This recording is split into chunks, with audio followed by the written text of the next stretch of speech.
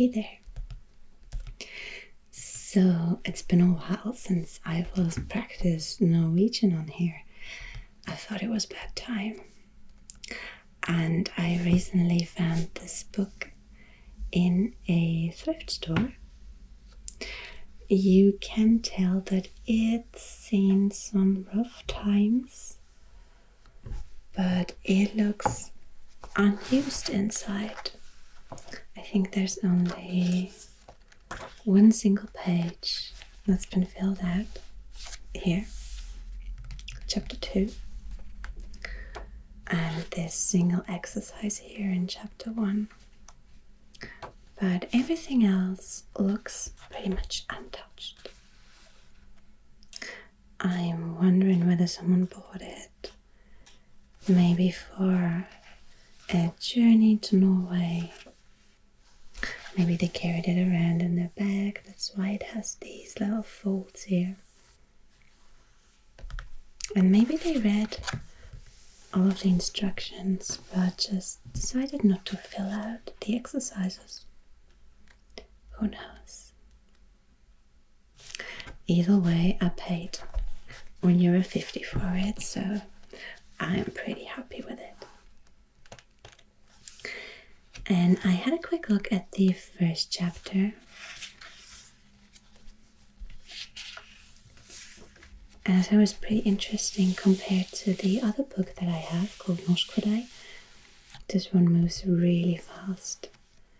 There's no hello, how are you, that's my name. It just starts off with this entire dialogue that includes such things as I'm living with a friend. It's pretty nice, but oh, do you need an apartment or a house? I know someone. I thought that was pretty funny.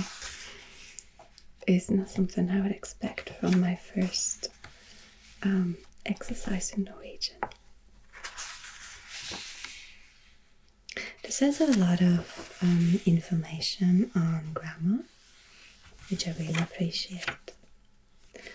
I still do most of my Norwegian exercises on Duolingo,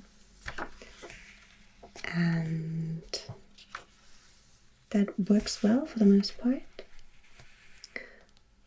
but there's very little grammar that comes with it, just the exercises. Alright, and I thought today we could do chapter 2 and just read this dialogue here and then fill out some of these exercises. I also have this pretty new pen that I bought specifically for these exercises. I thought it was so neat. I would never have bought it if it wasn't for somebody else. Alright. Let's start out with reading this part.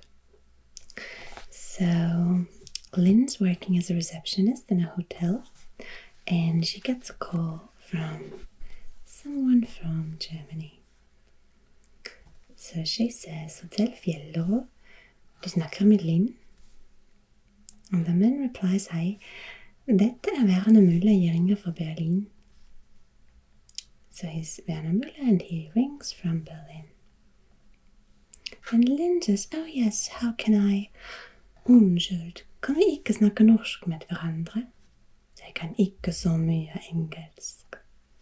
So I'm sorry, can't we speak Norwegian with each other? I don't speak English very well. Jo, naturligvis, unnskyld. Hvordan kan jeg hjelpe deg? And she says, of course, I'm sorry, how can I help you? Jeg vil gjerne vite litt om hotellet. Det heter Fjellro. Ligger det på fjellet, egentlig?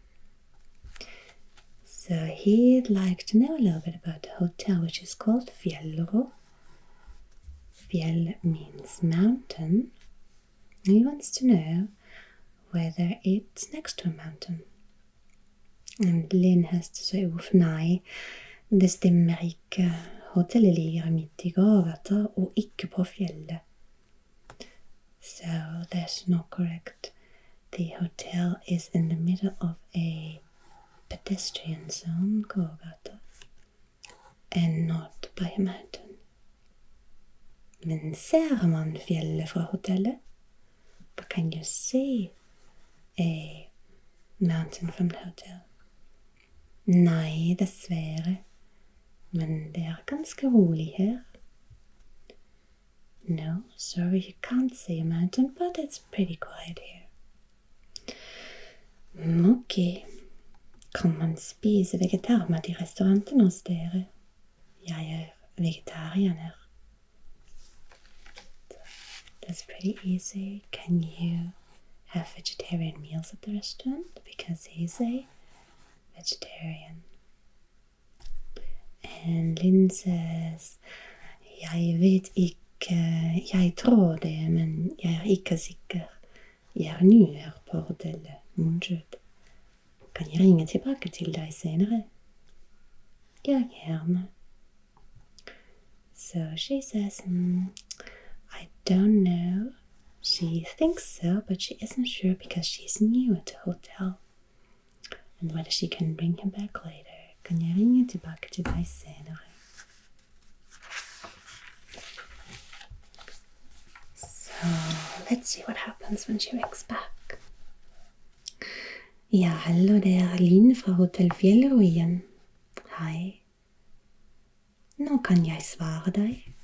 Kokken lager gjerne vegetarmat. So now can I give you an answer? The cook is happy to make something vegetarian. Det kjempebra. That's very good. Takk for informasjonen. Forresten, hvor kan man lese mer om hotellet? So where can he read more about the hotel? Du kan se på hjemmesida, men vi har også en brosjyre med ganske mye informasjon. Jeg kan sende den til deg. Har du e-post? So you can read it on their homepage, but they also have a folder with much information, and you can send that by email. Ja, adresse Elch, Werner, and then we have the @ which I'm not sure how to pronounce. Here, krøllalfa. Hotmail.com. Elch. Kan du stave det? Can you spell that? Okay, I'm gonna skip that because I haven't memorized the Norwegian alphabet yet, so jeg kan ikke stave det. Okay, jeg sender brosjyren til deg. Alright, I'm sending the folder to you. Forresten, du virkelig tysk, og du snakker kjempebra norsk? And are you really German? Your Norwegian is so good. Unnskyld, hva sa du? I like how he's fishing for compliments there. And acts like he hasn't understood that. Du snakker bra norsk. So Lynn repeats herself, you speak Norwegian well. Takk. Jeg har en lærebok med CD hjemme, og jeg leser gjerne bøker på norsk. Jeg er ofte på ferie i Norge, og jeg vil gjerne se en elg en gang. So he has a study book at home with a CD, and he likes to read Norwegian books, and he's often on vacation in Norway, and he'd like to see a moose. En elg. I restauranten hos oss kan man i det minste spise elg. So Lynn says, in our restaurant you can eat moose. Spise elg, så barbarisk. Men tusen takk for informasjonen. Ha det bra. Ha det. So he didn't like that. Of course he's a vegetarian. That maybe wasn't the best tip. I hope he's still coming to the hotel. And Lynn hasn't lost her first costume. Okay. So let's see what kind of grammar information we have here.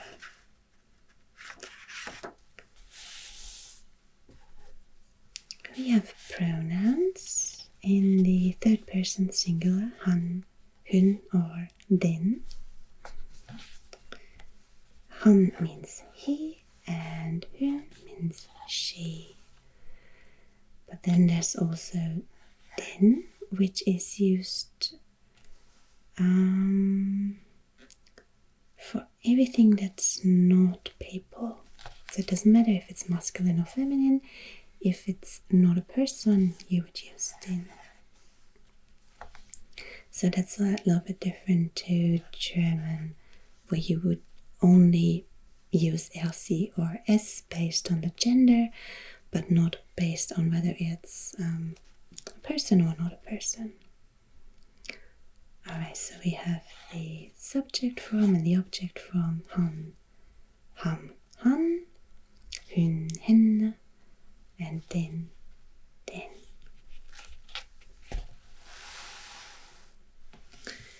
If we have a noun with et, then we would use de, et in singular, and the plural would be de and dem. Ser du hotellet? Ja, jeg ser det. Det er her. Yes, I see it, it's here. Hvor er bøkene? Jeg ser dem. De ligger her. I see them. They are lying here. So that's pretty easy to remember if you speak English. Them.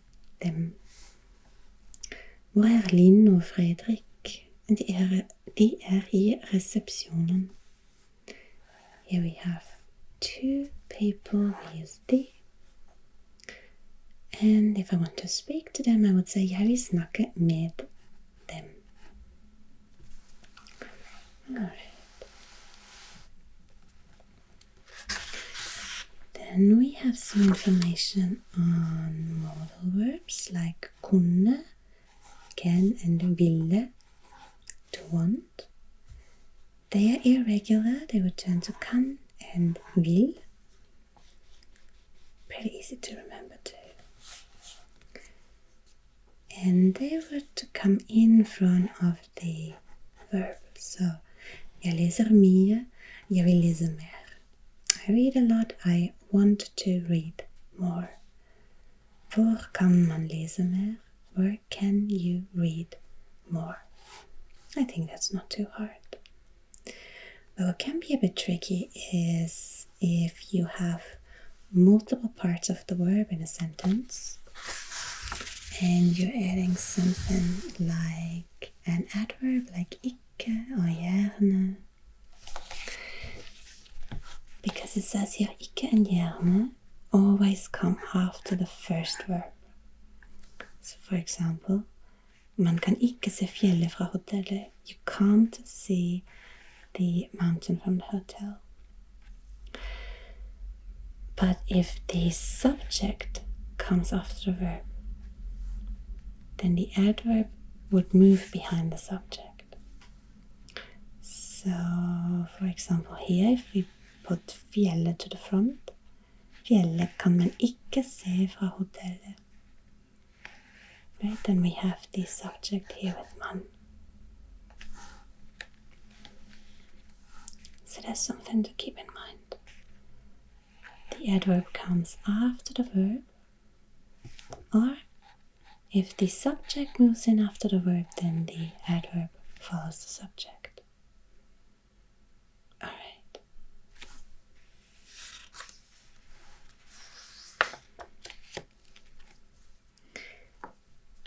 Let's start off with some exercises. Here we have some vocabulary from the first two chapters. I had a quick look at the first one earlier and I think I should know these words. there's two people who are talking to each other on the phone. Hei, det Marianne. Hei, Marianne, det Peter. Hvordan står det til? Takk, bra, og du? So, hi, Marianne, it's Peter. How are you? I'm well, and you? Ikke så verst. Er ikke der? Nei, dessverre. No, I'm sorry. So there's two S. Dessverre. Han ikke her, han I Italia. Ja, hva sa du? What are you saying? Inconceivable that he would be in Italy. Han på ferie I Italia. He is on holiday in Italy. Ja, Italia. Roger I Italia, og du hjemme. And you are at home. Og du hjemme. And you are at home. Ja, jeg I Norge. Yes, I'm in Norway. Jeg ikke på ferie, jeg jobber. She's working. Da. Du jobber kjempemye, Marianne. You work a lot.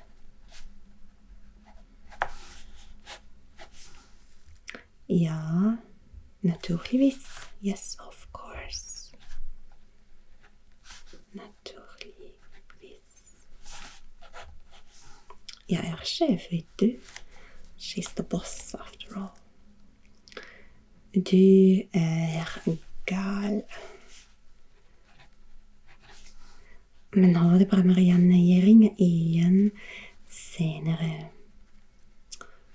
So he calls back later. I had to look that up. Gal, it says means crazy. So you're crazy, Marianne? You work too much. I only know this from a Norwegian musician who also goes by Gal, but he spells his name a little differently. I wouldn't be surprised if he also calls himself a little bit crazy. Bit of a strange guy.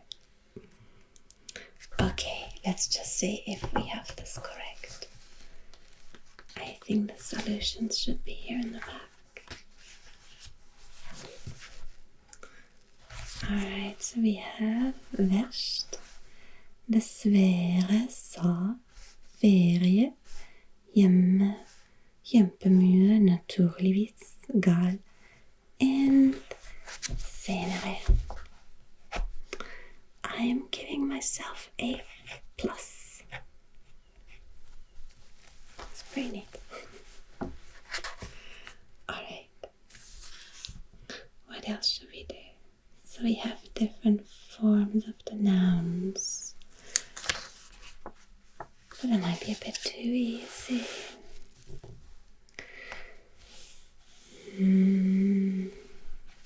Let's try this one because we had a look at that grammar part earlier. Pronouns. We have han, hun, den, de, and de. Christian her? Nei, han på ferie. Hvor Anna? Where's Anna? Hun også på ferie. She is also on holiday. Og hvor sjefen? Where's the boss? So the boss is also on vacation. I think chef can be either male or female. So let's put both. Christian, Anna og sjefen på ferie? Ja, de på ferie. Alle på ferie. Everyone's on holiday. Maybe the book's trying to tell us something. Hvor boka? Where's the book? Okay, so now we have an item, not a person. And this is feminine, so we use den. Den ligger hjemme. Har du adresse? This is also feminine. Nei, den ligger også hjemme, unnskyld. Ser du huset? So here we have ET, so we have to use ja. Det here, it's here. And hvor restauranten? And here again we use den I nærheten, tror jeg.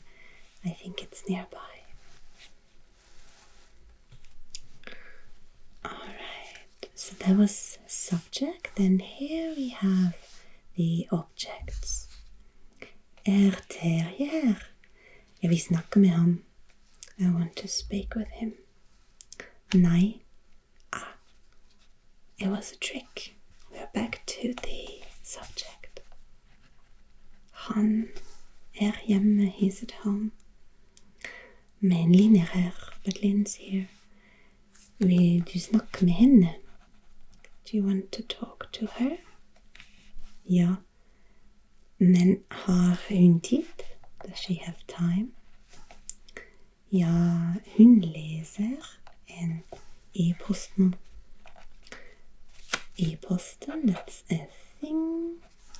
Den ikke så hyggelig. She can read it later. Hun kan lese den senere. Okay. Let's check if that's correct. So we have chapter 2, exercise 7. I don't know, maybe you can see both at once. We have hun, han or hun for the boss. They, then, they with a T and then. So these are correct. And then we continue with 9. With 10, han. Henne, hun, then, and again hun, and then.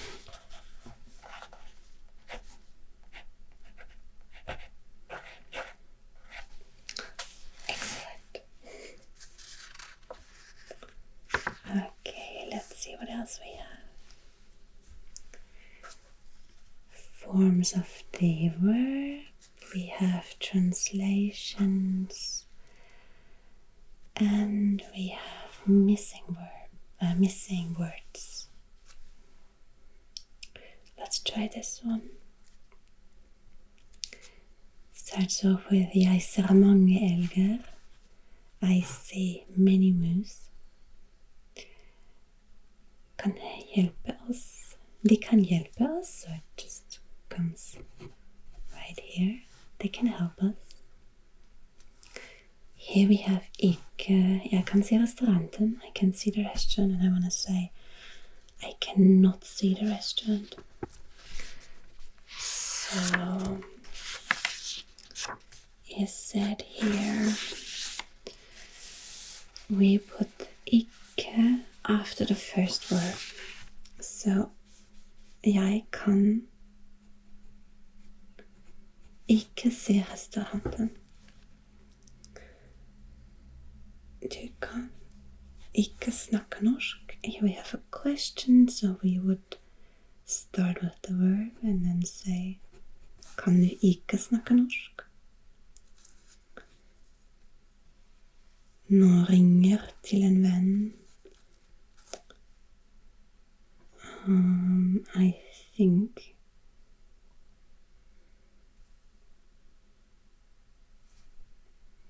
so if the verb always has to come in second place, we would have to say nå ringer vi til en venn, når we ring a friend. Bo means to live. Dessverre vil han ikke bo i Oslo. En gjerne leser du bøker på norsk. Leser du what do we say? It comes if the subject comes after the verb, then it moves after the subject. Leser du gjerne? Oops, like this. Okay. Let's see. We have det kan hjelpe oss.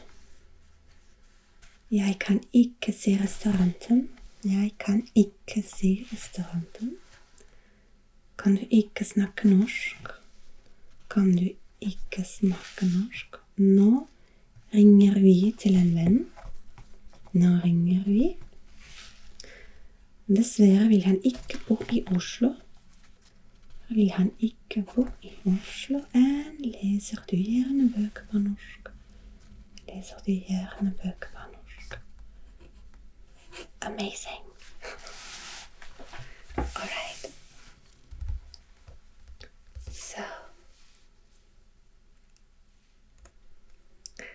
let's leave it at that for today. And I'm going to continue with the third chapter. I think later tonight. I'm feeling pretty motivated after these exercises. I think it's a pretty good book. I'm really happy with this.